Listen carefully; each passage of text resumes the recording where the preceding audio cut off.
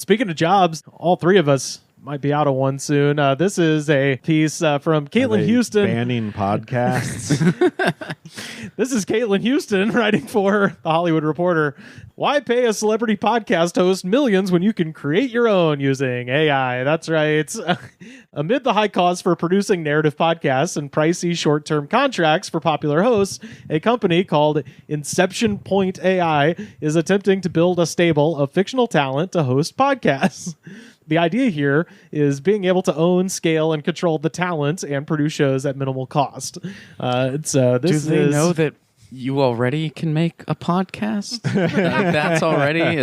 Why not make your own, which you can do immediately, actually, and you can manage the talent.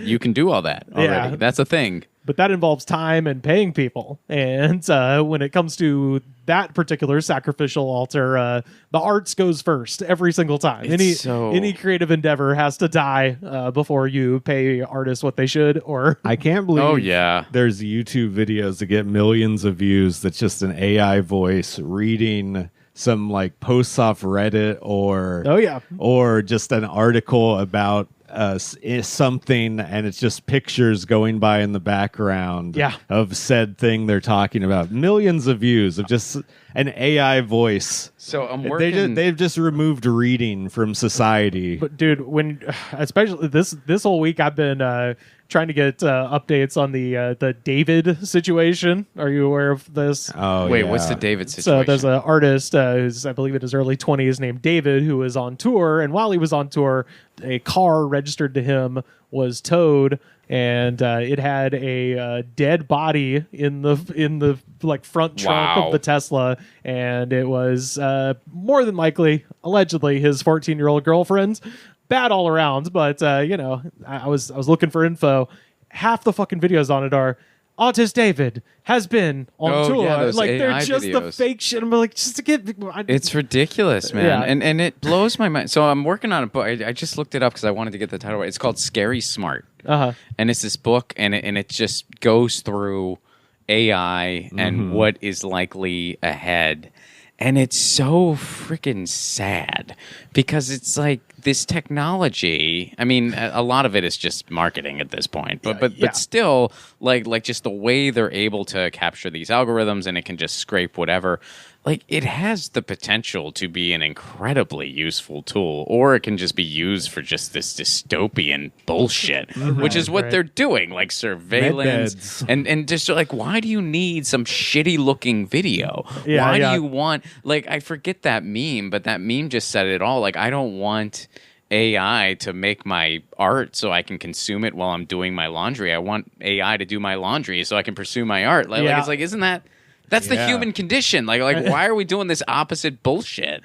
Well, don't tell I don't like how when they have these AI musicians and actors and whatever, they refer to the people running them as like managers or agents or something. Oh yeah, well, like, those agencies, they're signing the AI people now. It's like you're not you're an investor in a tech company at that point. You're not managing jack shit. Well, most managers don't manage jack shit either. But yeah, I hear you. They get 10% of the AI. Well, don't tell that to CEO Janine Wright. Quote, "We believe that in the near future, half the people on the planet will be AI." And I was like, that doesn't make sense. They're not people. They're not people. What the fuck are you talking about? She says, "We are the company that's bringing those people to life." Are you insane? So depressing. I mean, half the shit people say, like, it just sounds ridiculous. This is some of the most like crazy, like mundane use for this technology. The rest of this, Janine Wright, who was previously chief operating officer of podcasting company Wondery, which got smashed against the rocks of Amazon a couple of years ago and lost a few of my friends' jobs. But Wondery, which has recently had to reorganize under the changing podcast landscape. That's one way to put it. So y'all should sign us. Yeah, absolutely. Yeah. By the way, we're broadcasting live from the Riyadh Comedy Festival. What's up, everybody?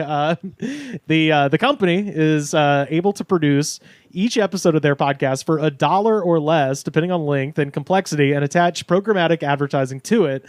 This means that if about 20 people listen to that episode, the company is going to make a profit without factoring in overhead. And they have already produced 5,000 shows across its Quiet Please podcast network, and they produce over 3,000 episodes a week. So it's all just volume. Yeah. It's all just volume. If you can spit out a bunch of slop within seconds and they all get like 20 views, that just adds up. You'll appreciate this as a direct. It is the Roger Corman model. Oh my just God. Get as much shit out there. Who gives a fuck? That's so depressing. Yeah. Especially since there's already like how many podcasts out there? Like Yeah. Now real there's be all this shit. Real people poison the water though. They literally would make daily videos for social media just because they know that people want daily videos. It doesn't matter if they're good. If you look at any of these accounts, they have off days where they like had to post something, but they didn't have a good idea. Right. And you're like, holy shit, you really missed with this one, but you're forced to do it, even if they probably know it's not as good as what they normally do. But they're just like, I have to post something. Well, I used to be more active than I am now, but I used to be like fairly active in like the news and politics space on YouTube. Mm-hmm. And that's sort of like you have to constantly, like, it's a vehicle, and it doesn't, quality kind of goes out the window inevitably when you're doing that, because it's like you just have to stay on top of every trend on every news story, and if you're not among the first, you're fucked. And you have like a shelf life of 12 to 48 hours. And then, especially in this country. I was going to make a video about Theo Vaughn's attempted special recording, but then I realized it had happened. Have you guys watched it? Is there a video of that? There's just the video at the end when he's thanking people and telling people that he was like, I was probably going to end my life this month, or some really depressing I've shit. had a hard year. I'm trying not to end my life. Yeah. Which that sounded like it was a joke, that part. But apparently he's back. I think allegedly, in my opinion, is back on drugs. Yeah. He was having to stop jokes in the middle and walk off stage. Ask and for the punchline? I how heard the joke that. goes. So, Jesus. yeah. So people were walking out of a taping. That's what I heard. I heard like a Crazy. third of the audience walked out, and people on Reddit were. I mean, that's all I know though. I didn't see any. Yeah, I was like, well, is there video of the people walking out, or is there like what all happened? Yeah, I was like gonna make a video about it. Then I was like, it happened 24 hours ago. It's useless to make this now. I missed my moment. So collectively, this network has seen 10 million downloads since September of 2023, and it takes about an hour to create one episode, from coming up with the idea to getting it out to the world. So that's fucking crazy, and that's only going to get faster. The company produces different levels of podcasts. The lowest level involve weather reports for various geographic areas or simple biographies, and higher levels involve subject area podcast hosted by one of about 50 AI personalities that they've created, including food expert Claire Delish, gardener and nature expert Nigel Thistledown, and Ollie Bennett, who covers offbeat sports. Oh, of course. There's a guy some, named Ollie. Those are some good fake That's names. Perfect. Yeah.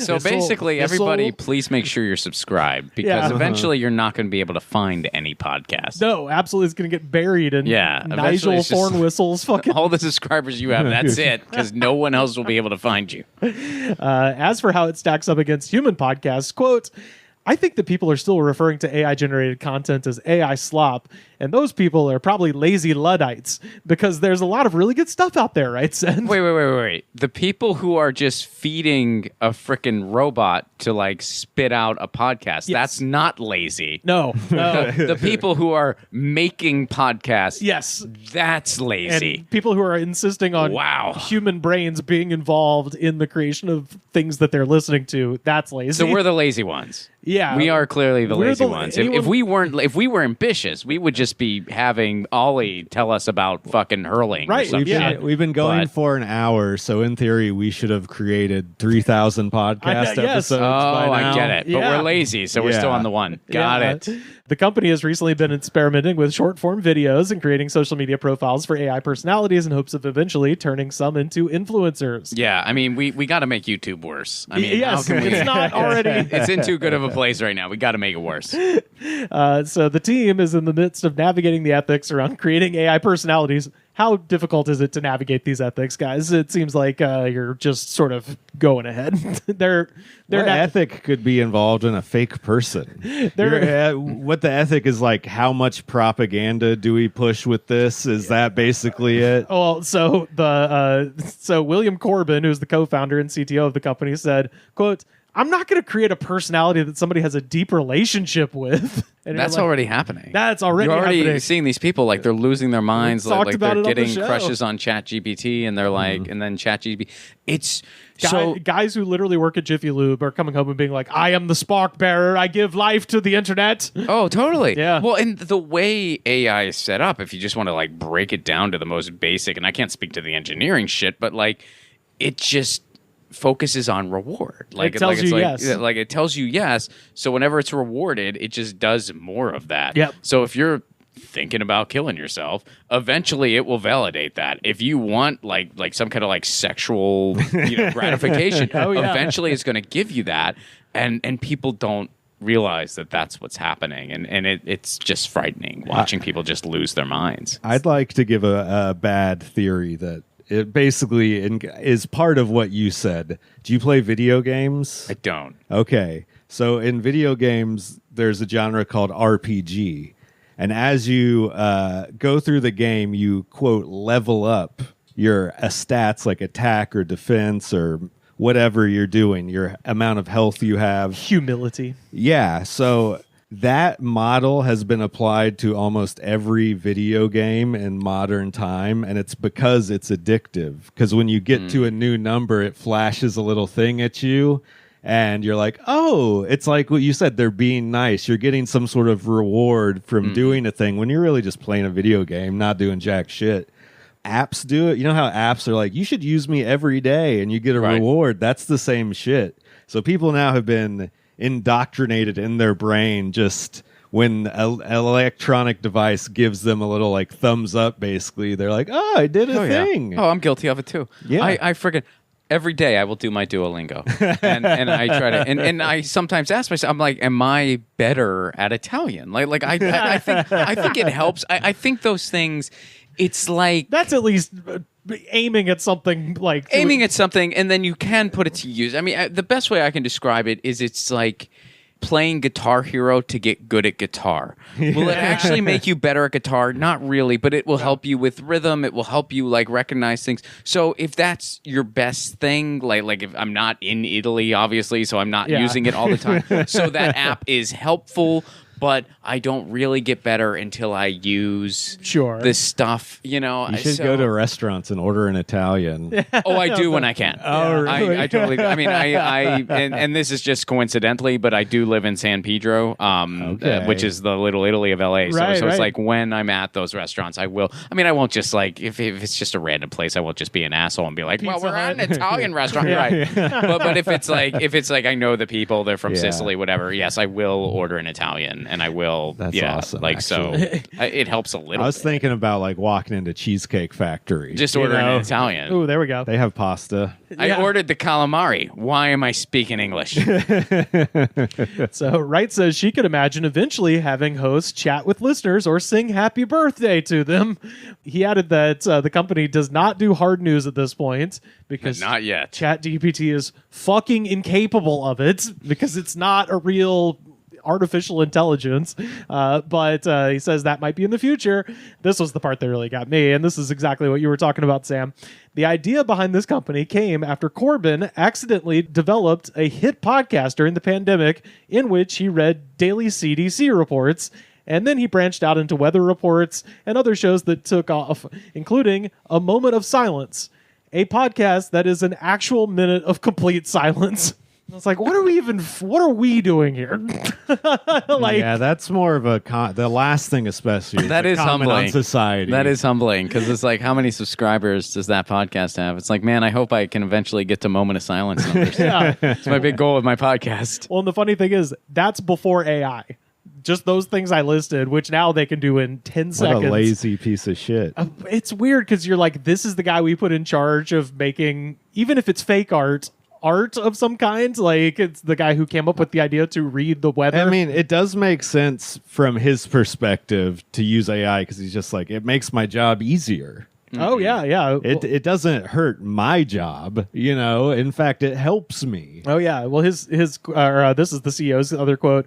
We might make a pollen podcast that maybe only 50 people listen to, but I'm already at a unit profitability on that, and then maybe I can make 500 pollen podcasts. See, this is why I do learn as much about AI as I can.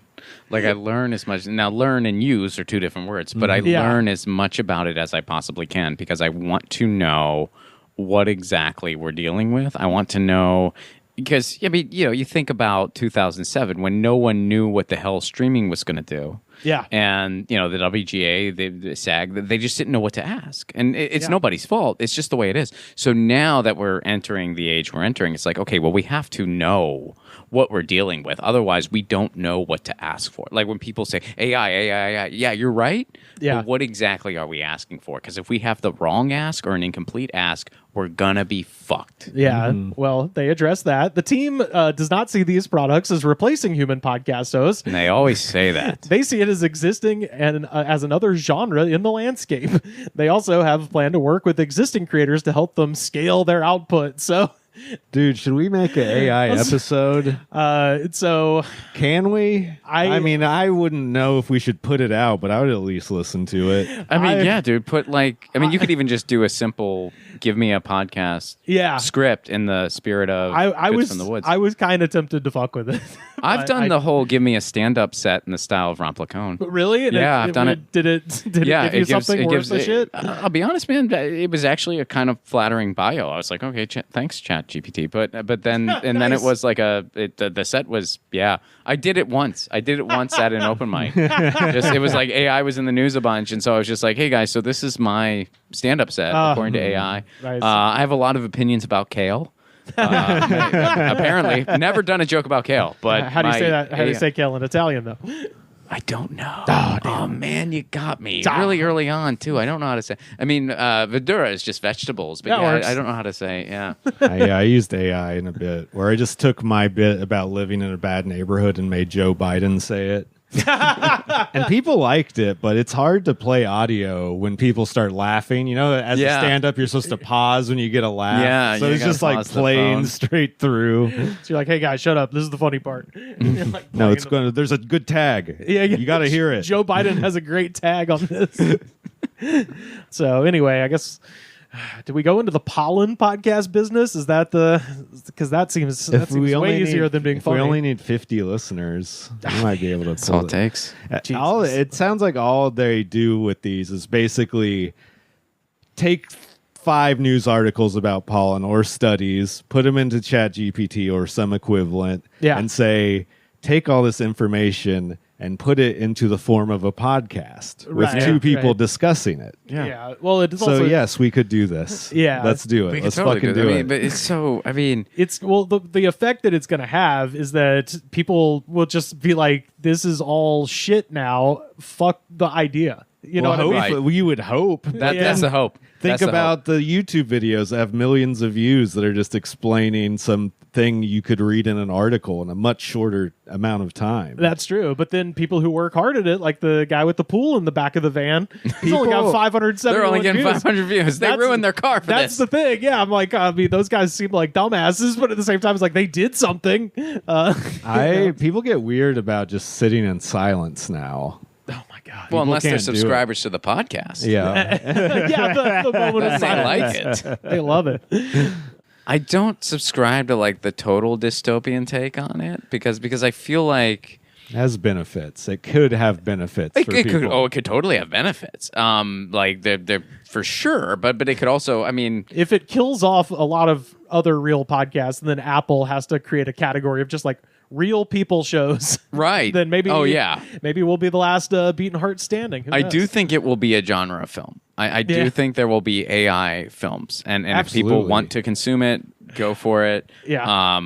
I do think that will be a thing. As far as like AI, and why not? Like, why wouldn't it be? But I thought the Spotify thing was bullshit. when they were just like, oh, so many people love this AI band. What they didn't tell you, or what you had to read to like the 6th paragraph to find out, was that Spotify wanted this to do well. Oh, yeah. So they put it on every goddamn playlist. So they play any song on any playlist is going to, if you put the song every single freaking playlist. Spotify. Kendrick Lamar, not like us. Yeah. Proven in court. Yeah. By Drake. That's right. Yeah. Spotify, they were already, I think I understand their position because they were already paying their artists way too much. So, right. Yes, they were so generous that they were like, we got to scale this back. What if we could pay them nothing? Yeah, we got these robots. We don't have to pay them. What if we could just pay CAA directly and no humans? It's like all the worst freaking companies in the world. It's guys who and that's do why it's podcasts. It's just Spotify and freaking like what they're destroying live performance in this country with Ticketmaster. It's just shout out to one Tubi. shit show. Shout out to Tubi's kind of holding it down. Yeah, let's loop back around. We the need app you. of the people. Shout out the high tier dumbasses, Tubi, people who are doing real shit here. That's what I'm saying. Even if it is with their parents' money, at least they're on the goddamn At least streets. they're doing something with it. They're on the streets of Tucson getting a Honda Odyssey soaked for you. All 571 of you.